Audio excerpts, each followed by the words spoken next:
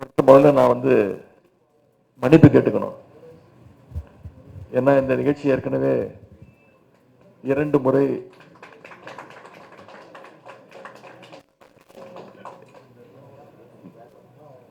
நடப்பதற்கு ஏற்பாடு செய்யப்பட்டு அந்த 2 முறையும் என்னால் வர முடியாமல் இன்றைக்கு 3வது முறையாக ஏற்பாடு செய்யப்பட்டு நடந்து கொண்டிருக்கிறது. அந்த 2 முறையும் கழகத்துடைய வேட்பாளர்கள் தேர்வு அந்த நிகழ்ச்சி நடந்து கொண்டிருக்கிறது. அதனால நான் தலைவரோடு இருக்க வேண்டிய, முதலமைச்சரோடைய இருக்க வேண்டிய அந்த சூழல் ஏற்பட்டது.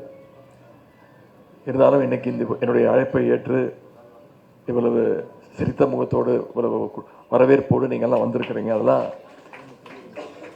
இஸ்லாமிய சகோதரிகள் அத்தனை பேருக்கும் இந்த நேரத்தினுடைய நன்றியை நான் மீண்டும் தெரிவிச்சுக்கிறேன்.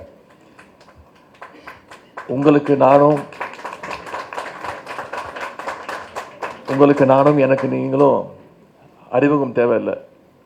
உங்களை பல பேரை நான் பல முறை தனித்தனியாக சந்திச்சிருக்கிறோம். ஆனால் இன்னைக்கு எல்லாரும் ஒரே இடத்துல சந்திக்கிறதுக்கான அந்த வாய்ப்பு நமக்கு கிடைச்சிருக்கு. இந்த நிகழ்ச்சியை முதல்ல இவ்வளவு சிறப்பாக ஏற்பாடு செஞ்சிருக்கக்கூடிய, ஒருங்கிணைத்திருக்கக்கூடிய மாவட்ட செயலாளர் அவர்களுக்கும் அண்ணன் ரஹமத்துல்லா அவர்களுக்கும் என்னுடைய நன்றியை நான் மீண்டும் தெரிவிச்சுக்கிறேன். திராவிட முன்னேற்ற கழகத்துக்கும் சிறுபான்மையின மக்களுக்குமான உறவு நான் உங்களுக்கு சொல்ல தேவையில்லை. அது இன்னைக்கு நேற்று துவங்கின உறவு கிடையாது. கண்ணியத்துக்குரிய காகிதம் இல்லத்தவர்கள் மேல பேரறிஞர் அண்ணாவாக இருக்கட்டும், முத்தமிழறிஞர் டாக்டர் கலைஞராக இருக்கட்டும், மிகுந்த மதிப்பு உடையவர்கள். அதே மாதிரி கண்ணியமிகு காகிதம் இல்லத்தவர்களும் திராவிட முன்னேற்ற கழகத்தின் மீது மிகுந்த மரியாதை வச்சிருந்தார், மிகுந்த நம்பிக்கை வச்சிருந்தார். ஆகவே அந்த உரிமையோடும் பாசத்தோடும் உங்களை எல்லாம் நான் இங்கே சந்திக்க வந்திருக்கிறேன். இன்னும் சொல்லப்போனால் நானும் உங்களில் ஒருத்தன், உங்கள் குடும்பத்தில் ஒருத்தன், நம்ம எல்லாம் ஒரே குடும்பம் அப்படிங்கிற உணர்வோடு தான் நான் இன்னைக்கு இங்கே வந்திருக்கிறேன். மிக முக்கியமான ஒரு காலகட்டத்தில் நாம் இன்னைக்கு சந்திச்சிருக்கிறோம். சட்டமன்ற தேர்தலுக்கு இன்னும் சரியாக 20 நாட்கள் இருக்கிறது. இன்னைக்கு 3ஆம் தேதி, 23ஆம் தேதி சட்டமன்ற தேர்தல். இந்த தேர்தலை ஒட்டி ஒரு முக்கியமான ஒரு பணியாக இன்றைக்கு காலை என்னுடைய தொகுதி மக்களை எல்லாம் சந்தித்து விட்டு உங்களை சந்திக்க என்னுடைய கடமையாக எண்ணி நான் இங்கே வந்திருக்கின்றேன். சிறுபான்மையின மக்களுடைய உரிமைகளை பாதுகாக்கின்ற நம்முடைய திராவிட முன்னேற்ற கழகம்தான் மீண்டும் ஆட்சிக்கு வரும், மீண்டும் ஆட்சிக்கு வர வேண்டும் என்ற எண்ணத்தோடு நாம் இங்கே சந்திச்சிருக்கிறோம். அதுவும் எனக்கு என்ன பெருமைனா, நம்முடைய சேப்பாக்கம் திருவல்லிக்கேணி சட்டமன்ற தொகுதி என்பது மத நல்லிணக்கத்துக்கு இந்தியாவுக்கே ஒரு ரோல் மாடல் தொகுதின்னு சொன்னால் அது மிகையாகாது. அவ்வளவு ஒற்றுமையோடு இங்கே அத்தனை பேரும் நம்ம வாழ்ந்துகிட்டு இருக்கிறோம். ஏற்கனவே முத்தமிழர் கலைஞர் அவர்களை நீங்கள் இந்த தொகுதியில் வெற்றி பெற வச்சிருக்கிறீங்க. அவர் வழியில் எனக்கும் அந்த வாய்ப்பை சென்ற சட்டமன்ற தேர்தல் பொழுது கொடுத்து மிகப்பெரிய வெற்றியை கொடுத்தீங்க. அந்த வகையில் சேப்பாக்கம் திருவல்லிக்கேணி தொகுதியுடைய சட்டமன்ற உறுப்பினராக பணியாற்றுறதுல நான் மிகுந்த பெருமை அடைகின்றேன். தமிழ்நாட்டுடைய எந்த மாவட்டத்திற்கு போனாலும், ஏன் இன்னும் சொல்லப்போனால் பல மாநிலங்களுக்கு, வெளி மாநிலங்களுக்கு போனாலும் என்னை அவங்க ஒரு சட்டமன்ற உறுப்பினரை மட்டும் பார்க்கறதில்ல, விளையாட்டுத்துறை அமைச்சரை மட்டும் பார்க்கறதில்ல, துணை முதலமைச்சரை மட்டும் பார்க்கறதில்ல. அவங்க என்னை செல்லமாக கூப்பிடுறது சேப்பாக்க திருவல்லிக்கேணியோட செல்ல புள்ள நீங்க அப்படின்னா இந்த தொகுதி பேரை சொல்லி வச்சுதான் என்னை அழைப்பாங்க. உங்க எல்லாருக்குமே நல்லா தெரியும், நான் என்னைக்குமே களத்துல மக்களோடு மக்களாக உங்களோடு நிற்கிறவன். கடந்த 5 வருஷமாவும் எந்த பிரச்சனைனாலும் எதுனாலும் உங்களோட நின்று இருக்கேன். அது ரம்ஜானாக இருந்தாலும் சரி, கிறிஸ்மஸ் ஆக இருந்தாலும் சரி, பொங்கலாக இருந்தாலும் சரி, கோவிடாக இருந்தாலும் சரி, எல்லா நாட்களும் உங்களில் ஒருவனாக என்னுடைய அரசியல் பயணத்தை நான் பயணிச்சிருக்கிறேன். இன்னும் அதிகமாக உங்களுக்காக உழைப்பதற்கும் நான் தயாராக இருக்கேன். அதற்கு உங்களுடைய ஆதரவு மிக மிக முக்கியம். அந்த ஆதரவை தேடி இன்னைக்கு நான் உங்ககிட்ட வந்திருக்கிறேன்.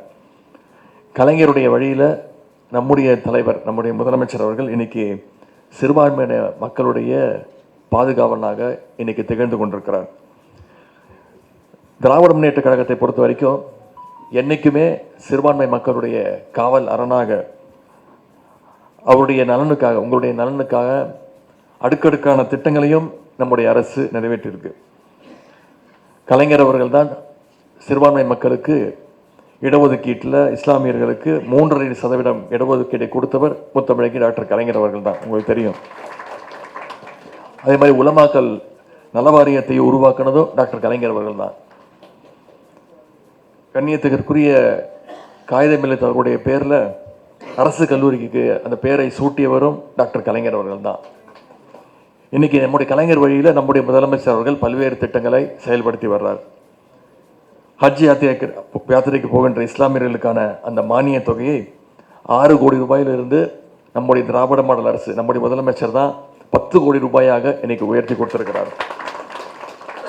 சமீபத்தில் ஹஜ் பயணிகளுக்கு உதவுகின்ற வகையில் நம்முடைய சென்னை விமான நிலையத்துக்கு பக்கத்தில் 40 கோடி ரூபாய் மதிப்பீட்டில் இன்னைக்கு ஹஜ் இல்லம் கட்டப்பட்டு வருது. நிச்சயமா நம்முடைய முதலமைச்சர் தான் அது கட்டப்பட்டு மீண்டும் நம்முடைய ஆட்சி அமைஞ்சோடனே விரைவில் அதை திறப்பாங்க. அது மட்டும் இல்லை, ஆண்டுதோறும் 10 கோடி ரூபாய் நிதி ஒதுக்கீட்டில் 100 வக்ஃபு நிறுவனங்கள் இன்னைக்கு புனரமைக்கப்பட்டிருக்கு. உலமாக்கல் ஓய்வூதியம் 3000 ரூபாயிலிருந்து இன்னைக்கு நம்முடைய முதலமைச்சர் தான் 5000 ரூபாவாக அதை உயர்த்தி கொடுத்திருக்கிறார். இப்படி இன்னும் பல திட்டங்களை நான் வரிசைப்படுத்தி சொல்ல முடியும். சிறுபான்மையினர் தொழில் முதலீட்டு கழகம் மூலமாக சுமார் 280 கோடி ரூபாய் கடன் இணைப்புகள் வழங்கப்பட்டிருக்கு. ஒருபுறம் மக்களுக்கான, சிறுபான்மை மக்களுக்கான திட்டங்கள் நிறைவேற்றப்பட்டிருக்கு. ஆனால் இன்னொரு புறம் அதே மதச்சார்பின்மையை பாதுகாக்கின்ற அந்த கடமையையும், அரசியல் கடமையையும் நம்முடைய முதலமைச்சர் அவர்கள், இரண்டையும் நம்முடைய முதலமைச்சர் அவர்கள் செஞ்சிருக்கிறாங்க. இன்னைக்கு இந்தியா முழுக்க வெறுப்பு பிரச்சாரங்கள் நடந்தாலும், மதவாதம் தலை தூக்கி ஆடினாலும், தமிழ்நாடு மட்டும் என்னைக்குமே ஒரு அமைதி பூங்காவாக இருந்திருக்கு. அதற்கு காரணம் நம்முடைய முதலமைச்சர் அவர்கள், நம்முடைய திராவிட முன்னேற்ற கழக ஆட்சி. இன்னைக்கு வடநாட்டில் பாசிச சக்திகள் தலைவிரிச்சு ஆடிக்கிட்டு இருக்கு, உங்களுக்கு தெரியும். கிறிஸ்துமஸ் கொண்டாட்டத்தில் பூந்து தாக்குறாங்க, இஸ்லாமியர்களை தாக்குறாங்க, வீடுகளை புல்டோசர் கொண்டு இடிக்கிறாங்க. அசாம் மாநிலத்துடைய பாஜக முதலமைச்சர் இஸ்லாமியர்களை அச்சுறுத்துற மாதிரி சோசியல் மீடியாவில், தன்னுடைய சமூக வலைதளத்தில் அவரே பதிவுகள் போடுறார். அதன் பிறகு நாடு முழுக்க மிகுந்த எதிர்ப்பு கிளம்பிச்சு. இப்போ இன்னொரு சம்பவம், ஒரு வாரத்துக்கு முன்பு உத்தரப்பிரதேசத்தில் ஒரு போட்டில் ரம்ஜான் விருந்து சாப்பிட்ட இஸ்லாமிய இளைஞர்கள் 14 பேரை போலீஸ் கைது செஞ்சிருக்கிறாங்க. இப்போ அவங்களுக்கு கோர்ட்டில் பெயில் இல்லைன்னு மறுத்து இருக்கிறாங்க. இப்படிதான் வட மாநிலங்களில் சிறுபான்மையினுடைய சமூகங்களை அச்சுறுத்தி, பயமுறுத்தி செயல்பட்டு இருக்கிறாங்க, வச்சிருக்கிறாங்க. அதே மாதிரி ஒரு நிலைமையை தமிழ்நாட்டுக்குள்ளேயும் ஏற்படுத்தணும் அப்படிங்கிறதா பாசிச சக்திகளுடைய ஒரே எண்ணம், ஒரே கனவு அவங்களுக்கு. நிச்சயம் திமுக இருக்கிற வரைக்கும், எங்களுடைய தலைவர் இருக்கிற வரைக்கும், திராவிட முன்னேற்ற கழகம் இருக்கிற வரைக்கும் தமிழ்நாட்டில் அதை நாங்கள் நடத்த விடவே மாட்டோம். தமிழ்நாட்டில் இது எடுபடவே படாது. நம்முடைய முதலமைச்சர் அவர்கள் என்றைக்குமே சிறுபான்மை மக்களுடைய உரிமைகளை பாதுகாக்கிறதுல மிகவும் உறுதியாக இருக்கிறாங்க. உதாரணத்திற்கு, ஒன்றிய பாசிச பாஜக அரசு கொண்டு வந்த வக்ஃபு வாரிய திருத்த மசோதாவுக்கு எதிராக சட்டமன்றத்தில் நம்முடைய முதலமைச்சர் அவர்கள் தான் முதல்ல தீர்மானத்தை நிறைவேற்றினாங்க. அது மட்டும் இல்லை, அதோட நிப்பாட்டில் இன்னைக்கு உச்ச நீதிமன்றத்திலையும் திமுக சார்பாக அதற்காக போராடிக்கிட்டு இருக்கிறோம், வழக்கு தொடர்ந்துருக்கிறோம். ஆனால் யோசிச்சு பாருங்க, அந்த வக்ஃபு வாரிய திருத்த மசோதாவை பாசிச பாஜக கொண்டு வந்த சமயத்தில் தான் இங்கே இருக்கக்கூடிய அதிமுக பொதுச் செயலாளர் எடப்பாடி பழனிசாமி அவர்கள் அமித்ஷாவோட கூட்டணி பேச்சுவார்த்தையை நடத்திக்கிட்டு இருந்தார். இங்கே ஏற்கனவே சொன்னது போல என்னுடைய பொது வாழ்க்கையில் நான் பல முறை கைது செய்யப்பட்டிருக்கிறேன்.